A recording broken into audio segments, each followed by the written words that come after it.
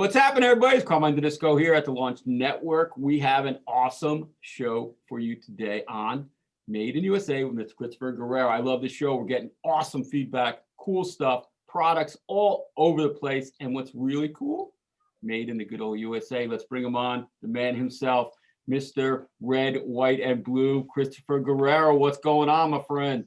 Is this where I go? USA, USA. I need some tunes playing in the background when you do that. Yeah, I'm doing good, Carmine. You know, we've had some great shows, some great talks. You know, we talked a lot about the process and how to get products made in the U.S. and how important it is to eliminate the waste and, you know, how to set it up and keep it really organized with the 5S and ADs. So I thought now, you know, we got some experts out in the field that handle design and handle marketing and entrepreneurs that have gone through this whole process. It's a good time to get them on the show and really start talking about that next step.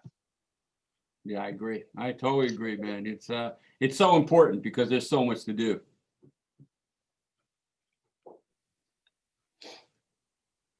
Yeah, absolutely.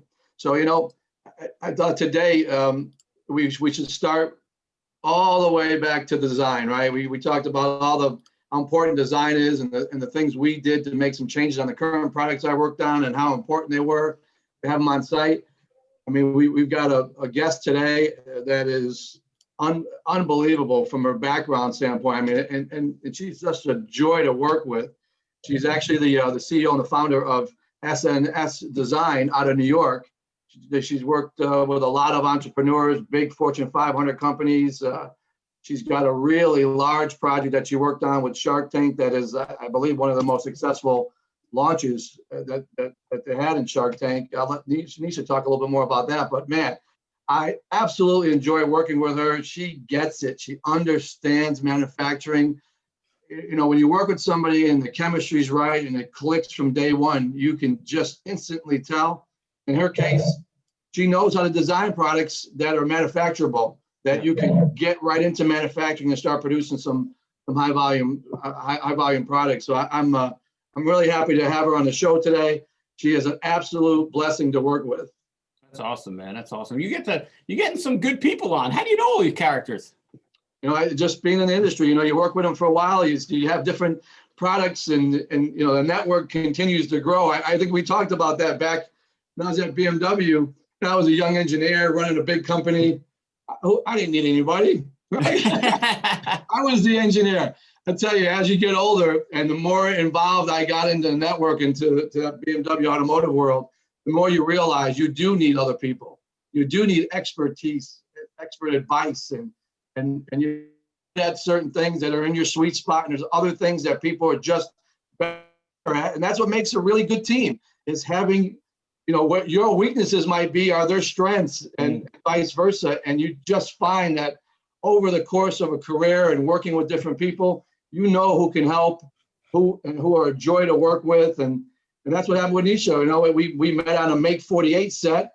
We were deep into the focus group and giving advice to entrepreneurs, and we had so much fun, and the chemistry was right. We started working on projects together, and dead on is brilliant. She understands design, she understands manufacturing, and it's an absolute joy for me to work with her.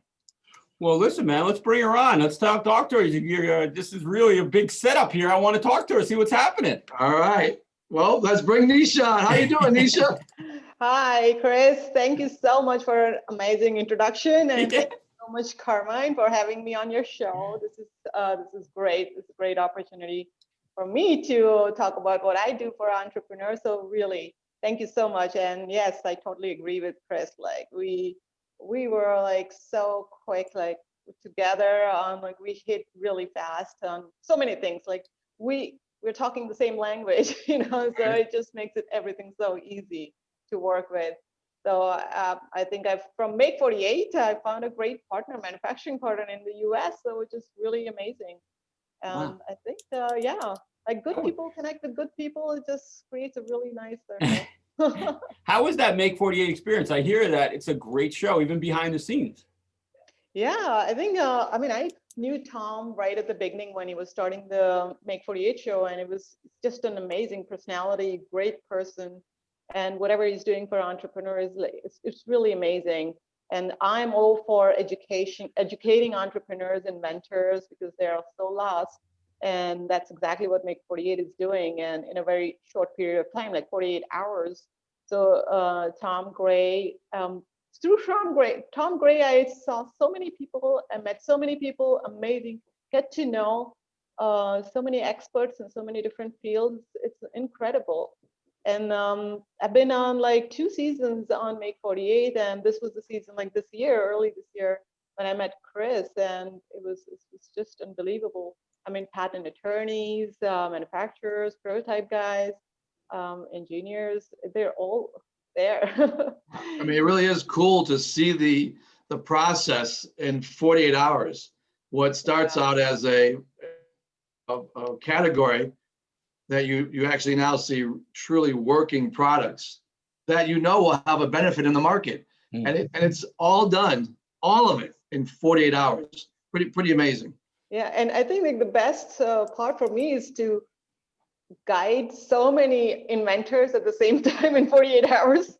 It was interesting, very interesting, because they're like a 10 to 14 team of group of inventors come together and they pitch. So we all are on the same team, and we're trying to educate them in such a short period. It's like a crash course for them. Yeah. So it's right. Really interesting. And then they spread the word and knowledge. It's perfect. Nisha, when you make 48, or even with your current clients, or when somebody comes to, do you find that a lot of inventors, and they're not saying anything better about, they believe they know the sequence of the process, but we have to instill the real sequence of process just from your experience. Do you really sometimes have to change the way they're thinking? Yeah, absolutely, all the time. So it looks like, I mean, they know some steps, but they don't know the step that exists. So they have no idea that, oh, they are supposed to do certain other steps before they can jump on another one. So yeah, it's just like, half knowledge. But what I do with my prospects is like, we do a 1-hour consultation. I give them a really good crash course from start to end. It's not just product design or just making a prototype, but the holistic picture about their product, what their goals are. Ultimately, if you want to get some return of investment on their idea, it has to be done right.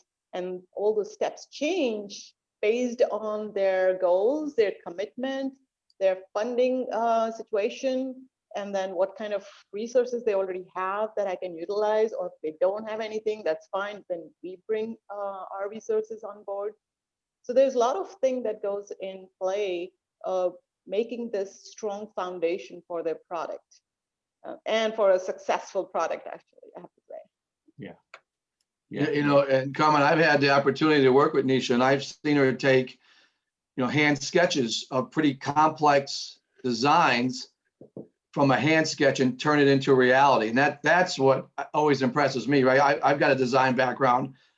And that's where I started my career in design engineering, then went to tooling engineering, and then into operations and lean, and and now launching.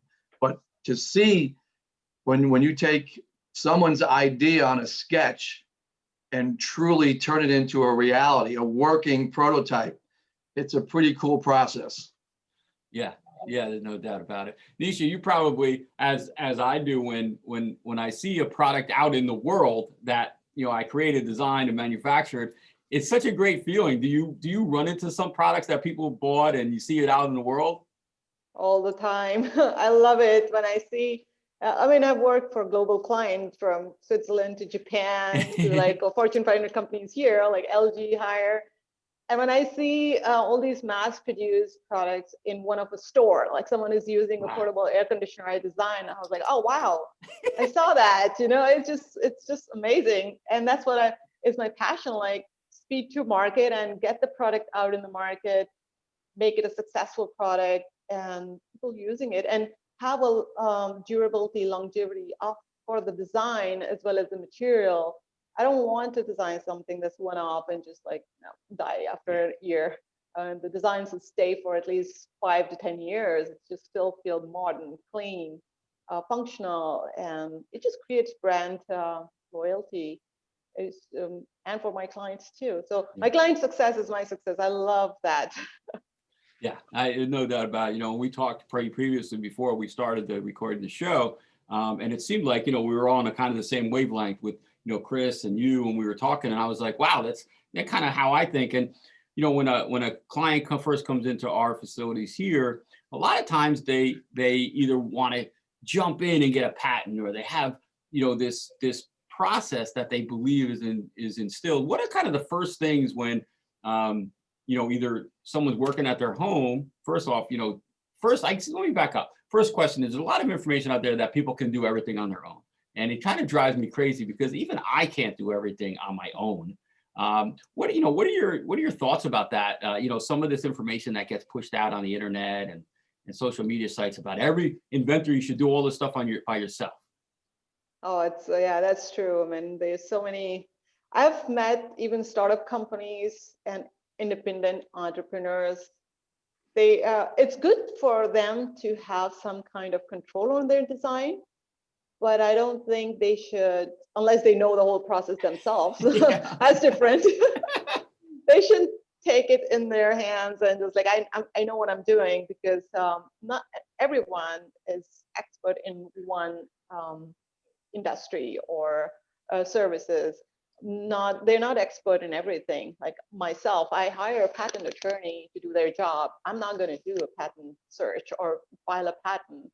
For manufacturing, I know the manufacturing, the whole fundamental of manufacturing, but I'm going to hire a manufacturer like Chris, you know, to do the rest of it. It's just cut short the time for production, like bringing a product to market.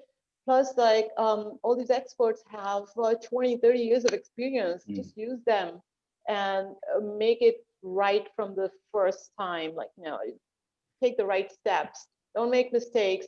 There will always be some mistakes, but you know, you can avoid it. If you have the right team, you can avoid so many mistakes and cut time and cost. And you learn a lot, and you connect with so many other people. Yeah. So it's a win-win situation when you work with a good team of experts together rather than just doing it on your own. I've seen some of my clients, not just some examples I've heard also, they wanted to do it on their own, and you can't push them. You can't say like, no, don't do it. I'm going to take over it. It's okay. It's their money, their decision. And then take forever. The market is gone already. Then they have to file again a new patent, a new design, tooling cost, and all that stuff. It's just like you need to understand what market you're getting into. What's the speed to market timeline for that, and you really have to be careful. Especially like if you think about this, I'll give you an example for anything related to iPhone or phones. You know? Yeah. Industry changed so fast.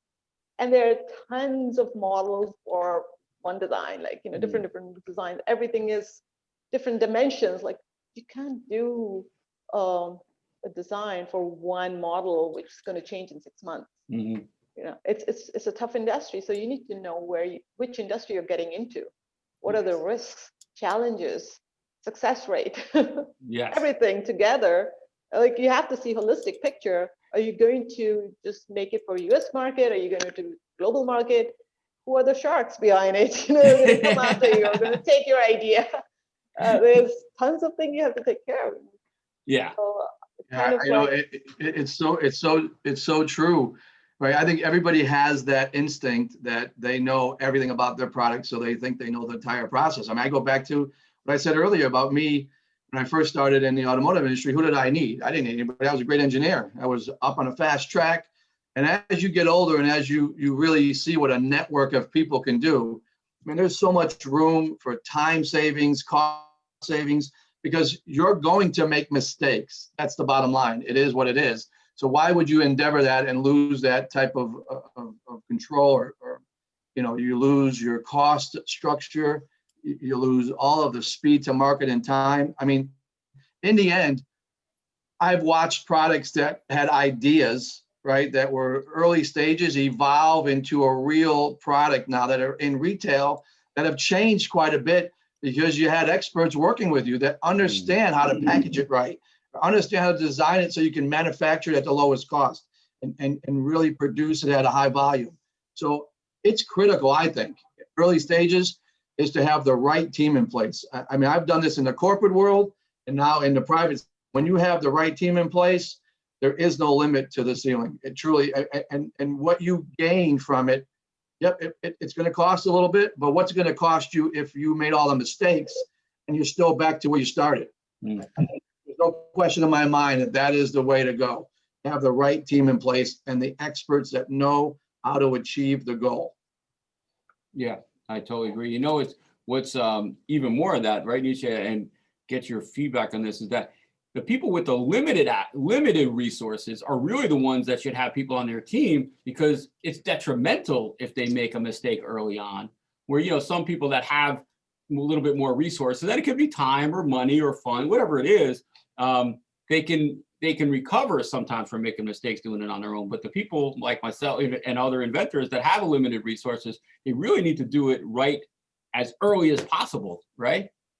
I agree. I completely agree, because some of my clients or new prospects, they come in and they don't have either funding or no resources or don't know what the process is.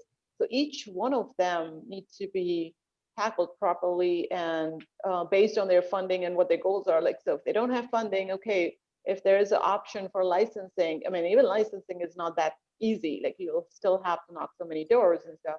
Or if you want to manufacture it, or if you want to raise funds from family and friends or an investor, what are the different things that you need to present to them at that stage? So if that's your goal, raise funds from investor, friends and family, or manufacturing or license, each goal has a different kind of pathway or roadmap to go to. So I say, like, okay, this is your idea. You have to go here. What pathway should we pick? And what makes sense? And based on also their current funding status, what they can chip in from their own pocket, what can we do best, you know, if it makes sense or not. Mm-hmm. So I try to warn them that, you know, you don't have to run for a patent, filing a patent. Let's figure out what is the market, what should be the design for this market that can also get some interest from investors. Like, okay, because you need to show, like Shark Tank, you know, you need to show your numbers, you need to show your market, you need to show your IP. So yes, you can file a provisional patent and then still run with it. Don't go for a non-provisional right away, you know, because a lot of things will change while we evaluate, design it, do the research, and come up with marketing strategy, and then you file the final non-provisional patent.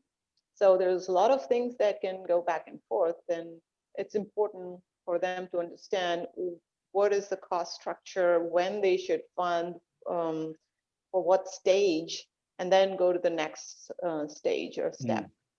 Yeah, that's great. Hey, Chris, do you find that when people are looking to manufacture and they come to you, are they locked in to a design because of a patent that they filed way at the beginning? And does it kind of tie your hands sometimes when you're doing the manufacturing and have to make small tweaks? Yeah, you know, it really does. If you've locked in a critical characteristic of that design and it's not a feasible moldable opportunity, then you may have to make a change to the design, which may affect the patent. So that's why we say early on, you know, there shouldn't be a rush until you have some of the design work truly in place and you know that your proof of concept has been achieved.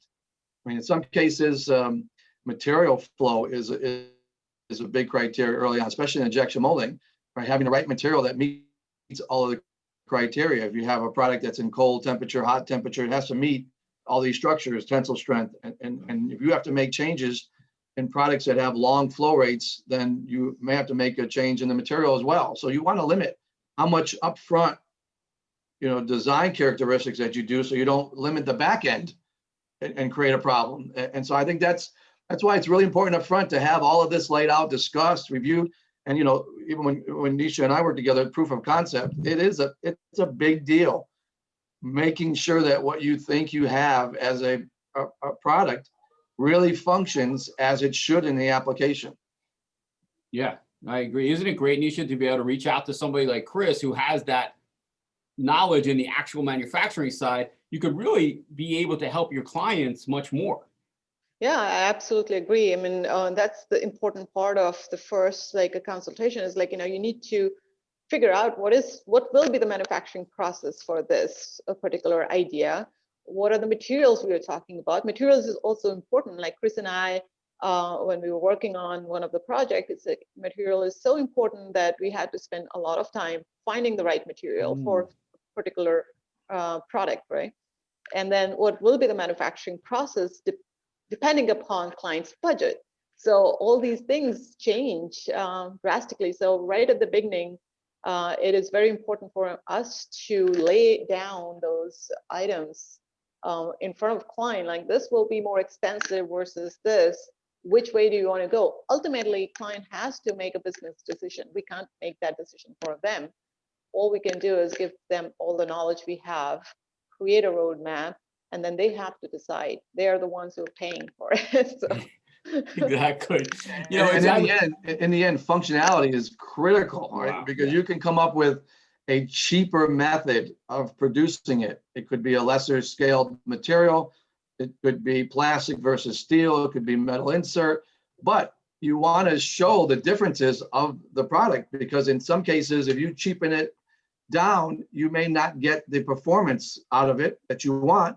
And if you issue that to the market at $30, $50 a piece, someone is going to want to use this thing multiple times and not have to say, okay, after I used it 10 times, the functionality of it is not working the way I had envisioned it. So we always try to scale that. Yep, you can make it a little bit less expensive, but the performance may be degraded as well. So why would you want to do that when it's going to cost you a little bit more? In the end, you can sell it at the same price, but you're going to have a good, robust design. You're going to get good reviews, and then when that starts, you start building a brand, which leads to other ideas for your brand that you can expand on. So I think that's really important up front to really lay that out, because everyone always says cheap, cheap, cheap, less expensive, less expensive. It's not. It's efficiencies. It's improving cost. It's not really making it a cheaper product. That's a really key characteristic when you're producing a retail item, especially retail, that the consumer is going to use over and over. Yeah, Wow, I totally agree. Yeah. No doubt. And Nisha, I kind of use this show as a sounding board, because I love when I have people on with so much experience and knowledge as you guys, and we or you guys make it sometimes look too easy for a client, because they come in and they're like, yeah, we're going to make this product for you. But I don't think clients really understand, unless you sit them down each time, what goes into making their product. I mean, I don't think they realize how much extra time that when you're not talking to them, you're working on their idea and their product. And how do you kind of not only introduce that value to them of what you're doing, but what do you do with a client who's really just chasing perfection and try to get them away from that? Because we all know, that word, when a client tells me they want it to be perfect, it kind of throws up a red flag.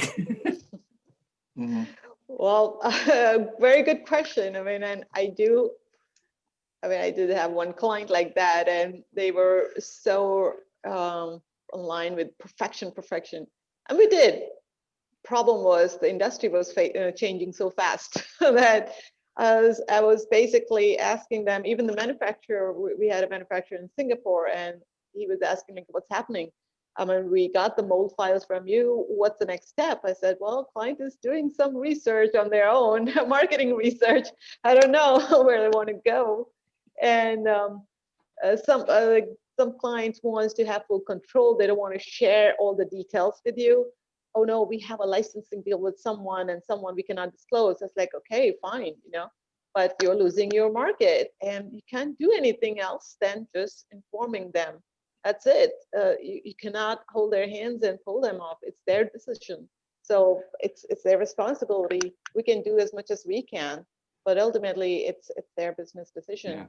Yeah. I can't push people too much. I would hate to push people unless they have their own fire in their belly and they really want to do it. Like for my Zipz client, Jay Henry and Lewis Holder, the most amazing client, one of the most amazing clients. they worked at CEO level, CFO level, COO level, and they come to me, it's like, this is what we want to do. Can you help us like package a single serve wine? And can you design a package for that? We have great quality wine. What can you do for to make it really sellable? I was like, perfect. And we designed it. They loved it. They raised millions of dollars just by design because it was so powerful. And then they basically said, okay, let's do the manufacturing. We did the manufacturing files. All the manufacturers which they contacted, they said like, oh, it's impossible to make this. What are you talking about? I mean, I've been in this industry for 20 years. Like, what are you talking about? This cannot be done. Then, of course, manufacturer has their own thinking process, and you have to change their mind. And we have to give them kind of a mold drawing for them. Like, this is how it should be done. And they're like, oh yeah, now we can do it. So it's just different mindset. And then they were changing certain things during manufacturing because of the filling of the wine in the glass. They put their own ribbing so that it doesn't rotate or turn around when it's filling. So I said, okay, don't change anything. You cannot do that. You have to ask me. And like, this is a very simple solution for it. And we just cut some grooves around the ribbing and like, this is it. Then they were shrink wrapping the glasses. So it was shrinking the plastic a little bit. It's like, okay, what else do you want? So then they came to me. Then we again gave a very simple design solution. It worked out great. So these clients, my clients with Zipz Wine, they were so in line with me. They just gave me all the authority of designing and solutions. They were running their business at a higher level. And we were their in-house design team for product development, packaging, graphics, branding, investor presentation, point of purchase, everything, pitch decks, prototypes, everything. So it was so good. And of course, they were raising funds and doing the other job, which was also very important. And they launched in 7 different stadiums. It went great. They got the biggest deal in the history of Shark Tank. That was amazing, and they exit out. Perfect. Wow, is that? It's a pretty cool design too. If you see it, it's really cool. Even the pitch on Shark Tank was pretty cool. I'll get some pictures and add them into this for our viewers to listen. But what's so great about it is that they allowed you to take the reins of it. They didn't kind of get in their own way, is what we're kind of talking about on this show. Is that we love working with inventors, but you don't know what you don't know. So, let us help, right? You don't know what you don't know until you know. It's too late. And sometimes it's too late. Yeah. Yes. So I gave you both examples of my 2 different clients, like very control freak versus someone who just gave us all the tools just to go forward and do it. That's great, isn't that? And when that happens, it is so invigorating. It's so relaxing, but it's also, you get nervous because now you have all the controls. No, I love it. I love that. Is that, Chris, is that the Shark Tank deal that you were talking about with Nisha? Yeah. Oh yeah, it's a good one. She worked on that from start to finish. And I saw this pitch before I knew Nisha. Right, and I was like, wow, that's pretty cool. It's pretty innovative. And the gentleman that was pitching seemed like a pretty cool guy. And then I got to meet Nisha and saw some of the things that she did. And I said, oh boy, I saw that. That caught my attention back in the day. And then she was able to tell me a little bit more about it and how great it was working with these people. And I could see why, honestly, working with Nisha now, I could see why they picked her. Because that's how, when I do my projects now, if the design is really complex, she's the person to go to. Why would I want to spend all that time, like Nisha said, I got other things in the back end that I could be doing while she's doing that, and then bring them together. So you've eliminated all that, the speed, right? You're faster to the market. It's in parallel now, all the things that we're doing, and it works out great. But to what Nisha said, I've been around people, inventors, and it is what it is. Sometimes, I even find myself that way. You get so hung up on something, and I've learned over the years not to, because that thing you got hung up on is probably so small of an issue. It's not worthy of the cost, the time you're spending on it, because it probably won't affect the end result. And I always talk about BMW. They would get this. There was every other car manufacturer I worked for, like Ford and GM, all these guys, they always have a freeze point in design. When they launch a new car, new product, BMW doesn't. And yep, it's a lot harder because you're making changes on the fly. So you could have a media car that got approved. Now it's launched, it's actually in production, and they want to make some engineering changes. Now you have to do it on the fly. You have to pull the tool out. So you have to build some inventory, you have to make some changes, put the tool in. So the car that was built on Monday and maybe the one that was built on Friday have an engineering change. You as a consumer will never know. But it's that mindset of, you know, to stop what you're doing for something that's so small and probably won't have any effect on the product makes no sense. And that's why it's really important to really look at that stuff. And what Nisha does is that evaluation early on to let the inventor, the client know that, listen, here's where you're going to get your best benefit for your cost structure. And this probably won't have really an effect down the road. And that's why I think it's important to have, again, go back to networking, having the right partners work on the entire process. I think it's a really important decision up front. Yeah, I agree. Nisha, do you run into that sometimes? And I mean, I do too. Sometimes I have a hard time slowing the client down and saying, okay, you know, they want that Swiss Army knife of inventions. And I'm like, listen, this is version 1. Okay. I love that word. I'm going to use that, Chris. Freeze point. That's a cool word. Yep. I'm going to use that now. So all you listeners out there, when you hear me say it, it's coming from Chris. But do you run into that sometimes, Nisha? Because a lot of inventors, they that first version, they want everything in there. Oh yes, a lot of time, especially with electronic products. You know, anything involves electronic design, they think the first prototype will be the final prototype. Evolve. Like products evolve through development. That's my key word, right? It's an evolution. You're going to have, that's why it's called development. You're developing products, you're developing packaging to get it so it's evolved to the best possible product you can launch. Yeah, and because I know Fortune 500 companies, I've worked with LG, Whirlpool, and then startup companies like Zipz, and then I've worked with entrepreneurs. I see the mindset, and it's not their fault because they have no idea how the whole system works or the industry works. And so I let them know in advance that, look, the big companies put tons of money in R&D.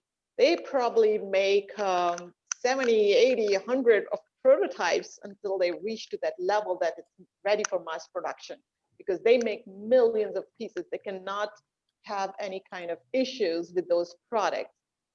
So in Inventors' mind, I said, like, you cannot think that you make one prototype and that's going to be the final one. It's not a good strategy because you're going to lose money in the long run. So you have to make the first working prototype just for the electronics first to make sure all the components are working together, the software, the backend, the framework, the all the technical issues with the electronics, that they are working together. The components are available in large volumes to mass produce. And then we make the enclosure around it. Because what happens is, like, we have to work very closely with electrical engineers because they don't understand product design, and we need to make sure all their components, everything fits properly and works properly and are placed properly for ergonomic reasons and for production as well. Then we have to also think about what will be the labor cost, how many components, what is automated, what is manual. All these things need to be straightened out at that defined phase and then design phase, and then development, it will be really smooth for mass production. So yeah, I tell them, like, you need a couple of prototypes, and then I work directly with manufacturers because they think in mass production point of view, and they don't think one-off prototype. So it helps cut down a lot of time in figuring out what should be the manufacturing setup for something like that. So it's just easy for us to produce a production-ready prototype before they jump into final manufacturing when we work really close with the manufacturers. Yeah. Well, I remember the days when I was in, it's always a funny story. You talk about design and development, the days that I was designing and developing new products, and then we would joke and, we'd launch it to manufacturing. And they would say, you don't have the right radiuses, you don't have the right mold release, you don't have the right materials. Then I transferred and I became an operations guy. I was in manufacturing, and I would go, I would see all the issues. I'm like, how can you guys design that and release it to us? So the best of both worlds is having good design knowledge, good manufacturing knowledge, so you're designing it for manufacturing, and it's a launch that's going to be successful. And that's how that whole thing evolved, and even in automotive, where they do all the design FEMAs and all the product formats, so that everybody is in the loop. So all of the issues are, and we're talking about that again, right? All of the issues are discussed early on, so that it's a smooth launch, it's faster to the market, it's most effective for cost, and you have great quality in the end. Yeah, no doubt about it. We only have a couple minutes left. I want to ask Nisha one last, not last question, but one other question that I get a lot is, after the product is manufactured, if it's not manufactured here in the US, where you can't go visit the factory or watch, what's the best way to kind of ensure that the quality is good before it gets delivered? Well, that's why we create the pilot charts for them to vigorously test it, do the focus group again to make sure this is a viable product, materials, and all the details are working out properly. And then you must produce. So the pilot charts are super important in terms of cost, and also for the investment purpose as well. Like what is the volume and what's the unit cost for that volume? All these things need to be in place. Of course, and packaging. Packaging is also very important. It has to be boxed, and the message needs to be right. So everything needs to come together. They have to approve it. Everyone has to be on the same page and ready to launch. I love this, Chris. We have to have Nisha on all the time. I mean, I feel like this is awesome. Being able to talk to somebody that goes through the same trials and tribulations that we do, it's great. Yeah, I mean, you can see why I just enjoy working with her, because we talk about the product and the projects and how it's developed, and that's it. I go do my other stuff while she's doing all of her stuff, and that's where the expertise comes in place, and it just makes for a smooth transition on how you launch a product. I love it. Absolutely love it. Yeah, and one more thing I wanted to say is because not everyone has so much money to just get started with the project, right? So just to educate them, I mean, I had to put an online subscription-based model for entrepreneurs, just on their own pace, so that they can learn. And the name is Coach My Idea, which is very simple and easy to remember. And then if they have a new idea, they want to grow and plan their business around it, this is the best way they can just jump on it and get just started. I mean, right now they can just sign up for it. We're going to launch early next year, but this is something that they need some kind of basic education to get started and make sure they're not making any mistakes. And we have experts like, Chris is here, you are here, and so many other, like Andrea is a great patent attorney. Tom is great, Tom Gray from Make 48. We bring so many connections and experts together to make a successful product. So it's very important for entrepreneurs to understand who they're working with. Wow, yeah, I'm so glad you mentioned that. It's so important. As we said, most of us have limited resources, so you definitely want to utilize them not only in the right place, but with the right team behind you. So I'm glad you mentioned that. It's so important. And Nisha, I'm sure, as with me, I get a lot of people that come into my office that I just feel terrible for, because they have spent their resources, whether it was time, money, whatever, in the wrong places at the wrong time, out of sequence. And it's very hard for us to help. We help, but it's very hard for us to get them back on track. Yeah, I mean, I can give you my example, but like my online business, what I started, I had no idea what to do, right? I myself spent a lot of time in developing it, brainstorming on it, and figuring out things. But I had to hire a partner who has done SaaS business several times, who has started and sold and exit out. I needed that kind of partner, and my friend was a perfect one, but he was so busy. So I kept doing it myself. And of course, I didn't know what were the steps, like what is the first thing I need to do for online business. And luckily he had some time. I said, "You're in. You have to come here to help me out." Because I knew he was like, that's all he did. All his business is a SaaS business. He said, "I can't do it. That this is your industry and your expertise. You got to help me." Wow. And I'm just like that. Like, things that I don't know, I just find the right person to do it. That's how I think everyone needs to know. Not everyone is good at everything. Yeah, no, and you shouldn't be. Like you said, your time is so much better spent doing what you're good at than trying to learn, some kind of software than doing those things. So you're exactly right. I agree with you 1,000,000%. Yeah, I can't say that enough about what Nisha just said. I thought it would be good too, Carmine, as we continue our shows, right? I'm going to have some entrepreneurs on that have launched a product, because I also hear that launching is quick, right? I can get that in retail in about 6 weeks, right? And then I go, what? Yeah. You don't even have a product yet. It's like, it's a sketch. So it'd be great to have some of these guys that have been on doing it for a long time and saying, okay, this is where I started, and here's some of the roadblocks, and here's the pivots I made and the changes. And now I'm successfully selling these online and in Amazon and on retail, so they could truly understand what it takes, the journey, because it is a journey to get something that's truly a reality, a product that you can actually now sell to consumers.